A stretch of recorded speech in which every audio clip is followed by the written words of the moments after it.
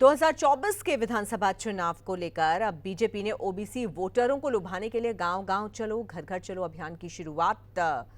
करने की तैयारी कर ली है। इस अभियान की शुरुआत बीजेपी के स्थापना दिवस यानी 6 अप्रैल को गुरुग्राम के मानेसर इलाके से खुद बीजेपी के राष्ट्रीय अध्यक्ष जेपी नड्डा करेंगे।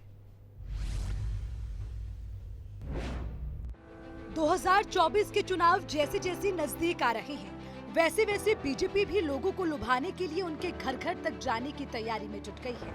इसी कड़ी में बीजेपी ने सबसे पहले ओबीसी वोटरों के घर तक पहुंचने का कार्यक्रम तय किया है। गांव-गांव चलो घर घर चलो अभियान की शुरुआत 6 अप्रैल से हरियाणा के मानेसर इलाके से की जाएगी और इसकी शुरुआत बीजेपी के राष्ट्रीय अध्यक्ष जेपी नड्डा करेंगे। दरअसल पूरे देश भर में ओबीसी मोर्चा गांव-गांव और घर घर जाकर केंद्र सरकार की नीति और योजनाओं को ओबीसी वोटरों तक पहुंचाने का काम करेगा। इसमें हमारे राष्ट्रीय अध्यक्ष और राज्यसभा सांसद डॉक्टर के लक्ष्मण जी, जो हमारे ओबीसी मोर्चा के राष्ट्रीय अध्यक्ष हैं,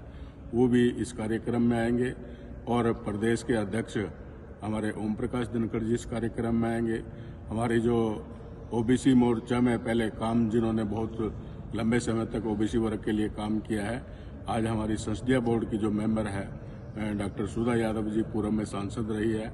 वो भी इस कार्यक्रम में उपस्थित रहेंगी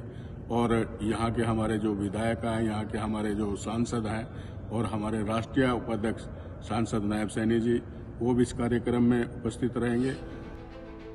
हरियाणा की अगर बात करें तो हरियाणा के ओबीसी मोर्चा के प्रदेश अध्यक्ष करणदेव कंबोज ने बताया कि हरियाणा के बड़े नेता हरियाणा सरकार की योजनाओं को लेकर गांव-गांव घर घर चलो अभियान के जरिए लोगों से मिलेंगे। कोई भी राजनीतिक पार्टी है वो कोशिश करती है कि किसी न किसी वर्ग को अपने साथ जोड़ने के लिए इस प्रकार का प्रयास वो करती रहती है, लेकिन वास्तव में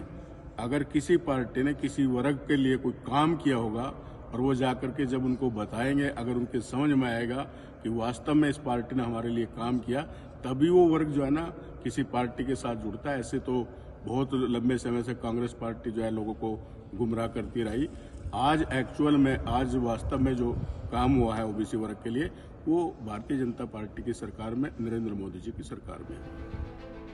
बहरहाल जिस तरह से बीजेपी पार्टी लगातार सभी वर्गों के वोटरों को पार्टी खेमे में लाने के साथ साथ लुभाने की कोशिश कर रही है, तो अब देखना ये भी होगा कि 2024 में क्या वाकई बीजेपी ओबीसी वोटरों को अपने पाले में लाने में कामयाब रहती है,